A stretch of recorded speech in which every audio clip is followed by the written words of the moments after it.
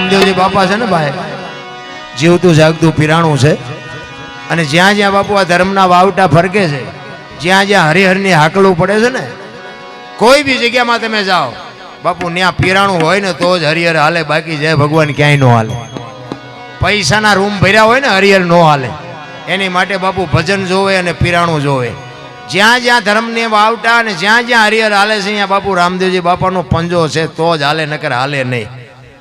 અને જે ભજન બન્યા છે ને બાપુ, એ હરભુજી અને હરજી ભાંટીએ જે બાપુ વાણી બનાવી છે, એમાં તો તમારે મારે, કારણ કે અમુક વાણી બાપુ મગજમાં બે એવું નથી. અને એ બધું જો મગજમાં બે જાય, તમે અમને બોલાવો હોય નહીં ને, એટલે એમ બે નહીં. એક વાણી કહે છે ને કે હરજી ભક્તિ કરો તો હરજી અગમ ભેદ જાણો. અગમ કોને કહેવો? આપણને ગમ નથી એને અગમ કહેવાય. આપણને ગમ જ નથી ભજનની. આ અલગ ધણીની બધા વાતો કરે છે ને, અલગ ધણી તમારા આશ્રમ છે અનક્ષેત્ર, અલગ ધણી એક શબ્દ છે, અલગ ધણી. અલખ એટલે શું થાય? લખાય નહીં એને અલગ કહેવાય. જો લખાય તો દેખાય ને દેખાય તો વંચાય. આ એ શું છે? લખાતું નથી, લખાય નહીં એટલે દેખાય નહીં, દેખાય નહીં એટલે વંચાય નહીં. 100%. તો અલગ શું છે? આની માટે બાપુ રામદેવજી બાપા પાસે કંઈક ધ્યાનથી અગરબત્તી કરજો, મારો નાથ તમને ઉજાડી દે. ભજન બાપુ એમ સમજાય એવું નથી. હમણાં વાત કરી હતી ને ગણપતિ મહારાજની, ભોળાનાથનો દીકરા ગણપતિ, ભોળાનાથે માથું કાપ્યું ગણપતિનું અને પછી કે હાથીનું ચોંટાડ્યું. તે હું એમ કહું છું, પેલું કાપ્યું ત્યાં જ નહીં પીડ્યું હોય? હાથીને શું કામ કૂટ્યું હોય છે? વિચારવા જેવું છે ભલામણા. અને હાથીનું છે એ વાત પાકી છે, પણ ઈ કેમ ન જોડ્યું ને હાથીનું હું કામ જોડ્યું? અને માણાના શરીર ઉપર હાથીનું માથું ફીટ થાય તમને કેમ લાગે? આ એમ સમજાય બમજાય નહીં રામ. અને આપણી વાતોમાં હવે તમે આમાં તમને રસ હોય ને એટલે તમે આમાં હલોય નહીં, એ પાકું. ભજન છે ને, ભજન થયા જ નહીં. આજ અમે ક્યારના બાપુ વારે વાત કરતા હતા. અને હું તો ભજનનો માણસ છું. મને પાછા રાહડા બહાડાનો મારે મેળ ન આવે. કારણ કે અમને ઘણા કલાકાર કે કલાકાર, અમે કલાકાર નથી. કલાકાર કોને કહેવાય ખબર છે? આપણા ભેગો રહેતો હોય ને, ઉછરીને આપણું ખાધું હોય ને, આપણા ભેગો મોટો થયો ને, આપણા ટાંટિયા કાપીને આખા ઘરમાં હાથ પેરો કરીને બૂસ મારીને ભાગી જાય, એને કલાકાર કહેવાય. અમે તો ભગવાનના ગાણા ગાઈએ છીએ. નથી ઘણા કહેતા ઓલો મારો દીકરો કેવો કલાકાર, ઓલાનો રોલ કરીને વયો ગયો. હવે એના અમને જોઈન્ટ કરી દીધા, આ કલાકાર છે. એટલે ભજન છે ને બાપુ, હરજી હરભુજી એમના માસીન દીકરા ભાઈ થાય. રામદેવજી બાપા ને હરભુજી બે માસીન દીકરા ભાઈ થાય. ભજન જ્યાં બન્યા છે ને બાપુ, ત્યાં વાતો પડી હોય, એમ નામ ભજન બને નહીં. અને એમ નામ જો બનતા હોત ને તો અત્યારે બાપુ આ એજ્યુકેટર યુગ છે ને, આ વિજ્ઞાનનો યુગ છે. દુનિયામાં બાપુ બધા બનાવીને મૂકવા માંડે, એમ ન હાલે. કારણ કે આની માટે પોતે અનુભવ કરવો પડે, ક્યાં શું પડ્યું છે, પરફેક્ટ કરીને તમને મને આપ્યું છે. બાકી આપણું જો હાલતો આવેલું નહોતું, જાગ રે માલણ જાગ, જીનપા કાન કરો ને પણ નહોતું સંભળાતું. દેખાય અત્યારે આપણું બનાવેલું હતું, એનું નો સરનામું રેરા. અને હજારો વર્ષથી હાલ્યું આવે બાપુ, એક ધારું તમને મને ભાવો ન આવે. એટલે આ છે ને બાપુ, ડાલડા નથી, ચોખ્ખે ચોખ્ખું છે. એટલા માટે હરભુજી ને કોઈ વાત કરી. કારણ કે રામદેવજી બાપાને જ્યારે, એક તમને નાની વાત કરી દઉં કે રામદેવજી બાપાને જ્યારે જવાનો, સ્વર્ગ જવાનો જ્યારે સમય થયો, સમાધિ થવાનો હતો, અને એમના કુટુંબને ભેગું કરી અને વાત કરી કે હવે મારો સમય થઈ ગયો અને તમે મારે માટે તૈયારી કરો. અને પછી આખા એમના કુટુંબને ભેગું કરીને કીધું, એ કે જો એક તમને મારે એક વાત કરવાની છે કે હું આ દુનિયામાંથી ગયા પછી દુનિયા તમને ગમે એ વાત કરે, મારી સમાધિ તમારે ખોદવાની નહીં. કારણ કે એમને ખબર હતી કે હરભુજીને મેં વચન આપ્યું છે, અને હરભુજીને હું વચન આપવા જાઉં અને આવડા અમને કદાચ કાને વાત પડે અને જો શંકા જાગે તો આવડા કંઈક કરે. એટલા માટે મારે હરભુજીને મળવાનું છે એવી વાત ન કરી, પણ એને કીધું કે દુનિયા તમને ગમે કે પણ મારી સમાધિને હાથ ન ઓડાડતા. અને રામદેવજી બાપા સમાધિ થઈ ગયા. અને વાત ઉડતી ઉડતી હરભુજીના કાને પડી કે રામદેવજી બાપાએ સમાધિ લઈ લે. હરભુજી ના પાડે છે, કીધું વચનનો પાકો સિદ્ધ પુરુષ છે, ભલા માણા મને મળવાનું કીધું છે, મળ્યા વગર કોઈ દી જાતો હોય છે, બને જ નહીં. એ કે પણ અમે ન્યા જતા મુઠ્ઠી માટી અમે નાખી હતી. તો કે હું અહીંયા જઉં ને પછી જોઉં, પછી મને પાકું થાય. અને ત્યાંથી બાપુ ઘોડા ઉપર ચડ્યો અને આવે છે રણુજા. એ રણુજાના સીમાડે આવે અને રામદેવજી બાપાના ઘોડા ચરે છે અને રામદેવજી બાપા ત્યાં બેઠા છે. અહીંયા બાપુ હરભુજી આ વાણી ગાય છે. સહી વાણી ગાય છે.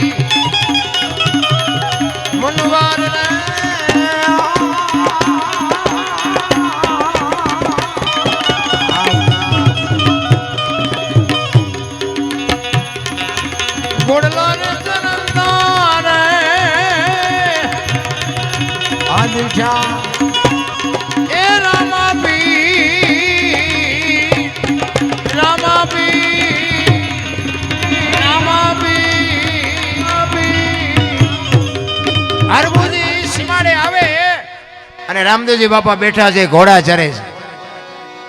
અને ઘોડેથી ઉતરી અને બે ભાઈઓ બાપુ બથું ભરીને ભેટ્યા.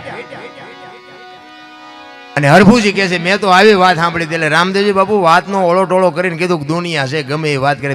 બે આપણે કહુંબો નથી પીધો ઘણા ટાઈમથી. એ કહુંબો બનાવી બે કહુંબો પીવે અને પછી રતન કટોરો, અમલની ડાબલી, વીર ગેડીઓ અને પામરી, આ 4 વસ્તુ બાપુ સમાધિમાં મૂકેલી. એ રામદેવજી બાપાએ હરભુજીને આપી અને કીધું કે તમે જાઓ ગામમાં.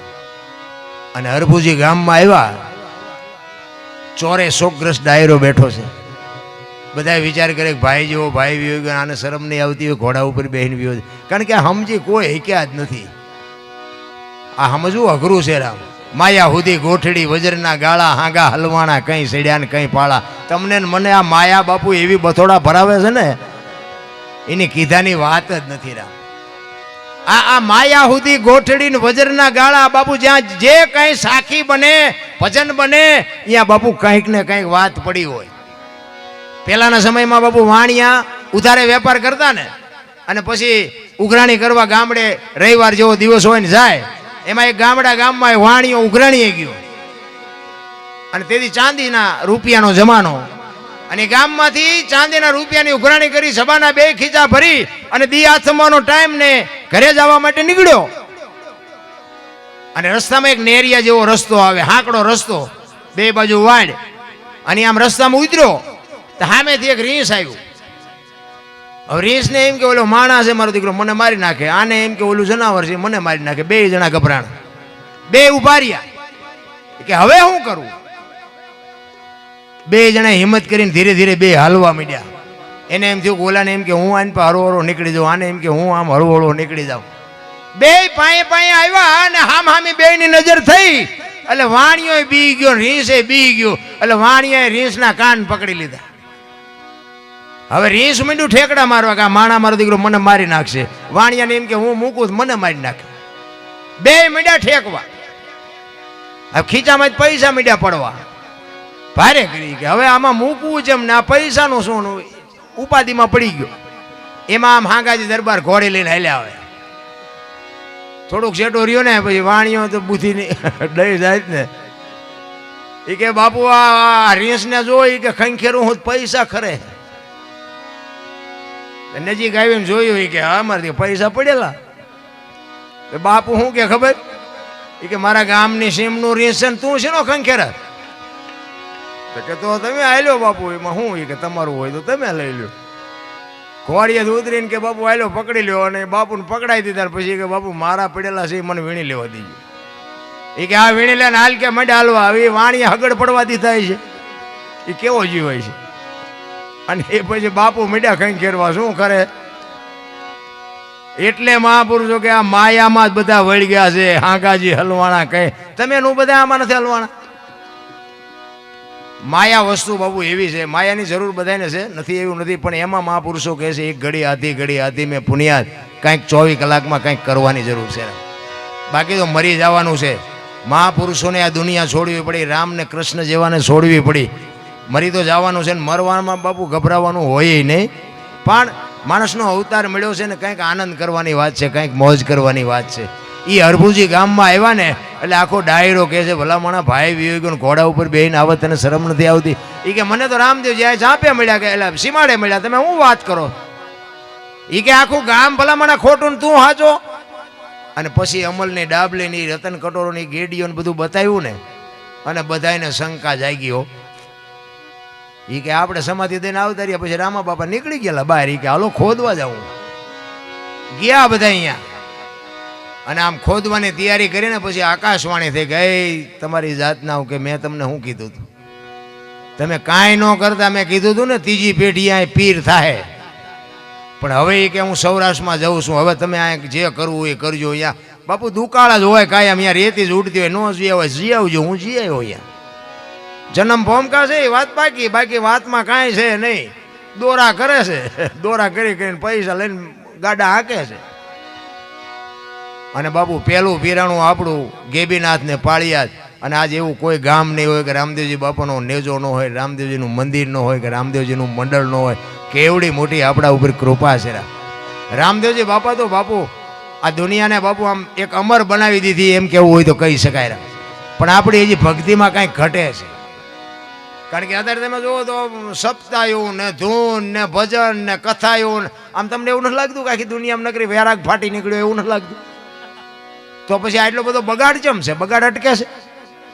આ ચોરીઓ ને ખૂન ને મારામારી લૂંટ ને અત્યાચાર ને બેનું દીકરીઓને ઉપાડી જવાનું, આ બધું કંઈ અટકે એવું છે? તો પછી આ બધા કામ છે એ ખોટા છે એમ કેમ કેવું? પણ કંઈક ખોટું રંધાતું એવું નથી લાગતું? વિચારવા જેવું તો છે. આપણા ગરડા બાપુ ભણેલા નહોતા ને, ખાવા દાણાય નહોતા ને રહેવા ઘરે નહોતા, પણ કોઈ દી એમને એમ ન કીધું કે મારે મારા મા બાપ વધારાના મારે આશ્રમમાં મૂકવા જવું પડે. આજ બાપુ મૂક્યાનો માર્ગ નથી, પણ કોઈને મા બાપ જ નથી ગમતા. એ બાપુ આ દુનિયા કોઈ દી ક્યાંય ન અટકે.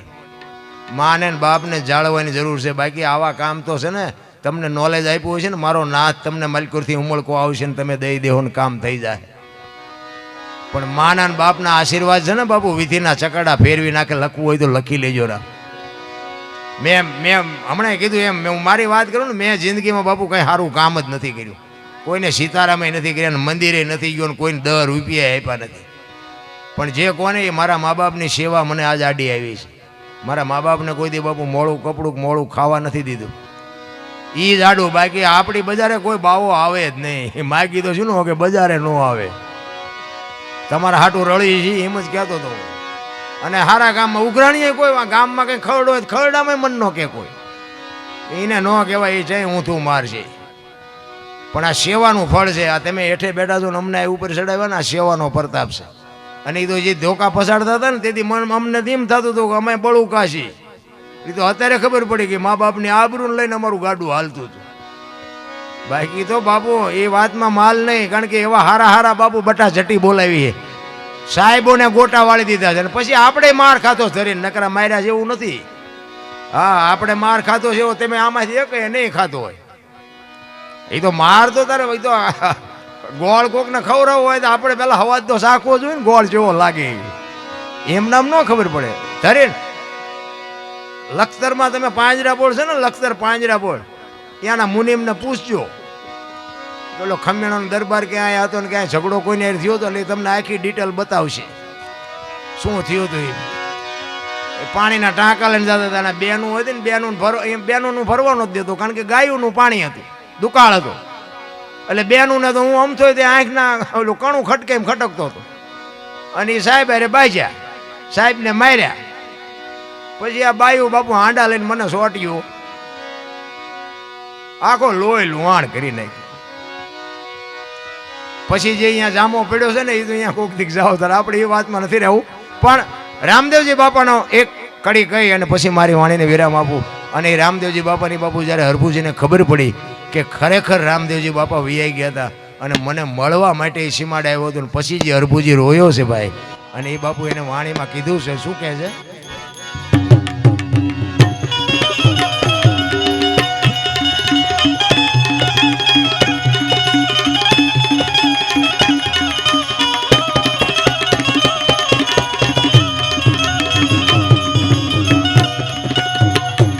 લીલુડે ચડીને રે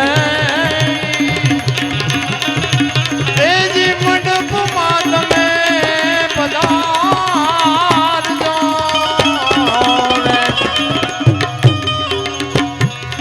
ને પધારો પધારો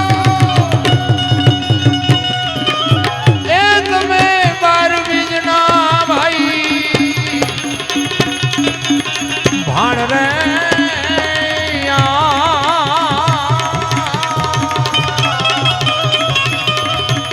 ઘોડલે રે કરંતા રે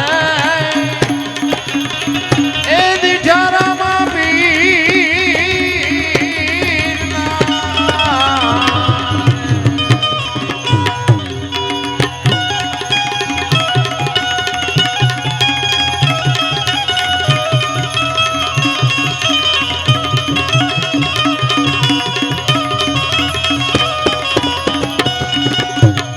હરિના ચરણે રે